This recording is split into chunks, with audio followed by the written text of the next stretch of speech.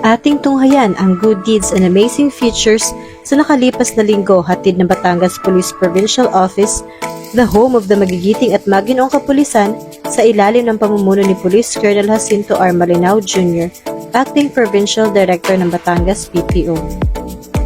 Hindi madaling makasakay patungo sa destinasyon mo lalo pat siksikan at nangungunahan ang mga pasahero.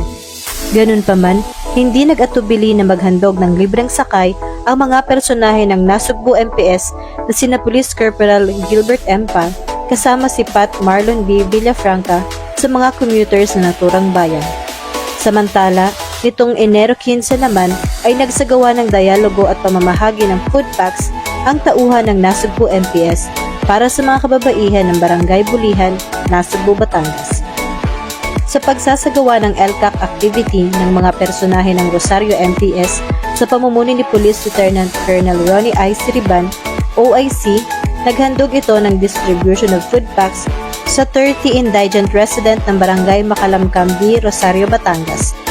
Layunin ng aktibidad na maabot ang pagpapaalala sa komunidad, gayon din ang pagpapalakas ng pakikipagtulungan ng PNP at ng publiko. Isang panayam sa kamalayan para sa mga kabataan ay mahalaga sa pagtataguyod ng mas ligtas, malusog at mas responsableng pag-uugali. Binibigyan ito ng kapangyarihan ng mga kabataan ng kaalaman na kailangan nila upang maprotektahan ang kanilang sarili at ang iba. Gumawa ng mga desisyon na may kaalaman at maunawaan ang kahalagahan ng pahintulot at ang mga kahihinatnan ng kanilang mga kilos. Ito ang tulong handog ng mga tauhan ng Tanawan MPS para sa ating mga kabataan sa eskwela. Kapag may tinulungan ka, tinutulungan mo rin ang sarili mo. Sa halip na mag-alala tungkol sa kung magkano ang nakukuha mo bilang kapalit, mas mahusay kung tumulong sa maraming tao hanggat maaari. Ito ay binigyang patunay ng ating magiting na pulis mula sa Alitagtag MPS na tumulong sa isang aksidenteng kanyang nasaksihan.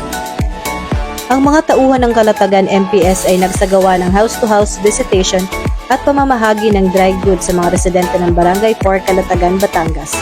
Layunin ng aktibidad na ito na maihatid ang serbisyo ng pamahalaan sa mga miyembro ng komunidad at kasabay nito ay bigyang diin ang programa, mga patakaran at mga nagawa at pagsisikap ng pamahalaan na nagdulot ng tunay na pagbabago sa buhay ng mga Pilipino. At yan ang mga katangi-tangi serbisyo publiko handog ng disiplinadong kapulisan ng Batangas Police Provincial Office sa ilalim ng pamumuno ni Police Colonel Jacinto R. Malinao Jr., Acting Provincial Director ng Batangas PNP.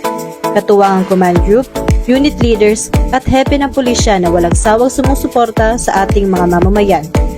Dahil dito sa bagong Pilipinas, ang gusto ng pulis, ligtas ka.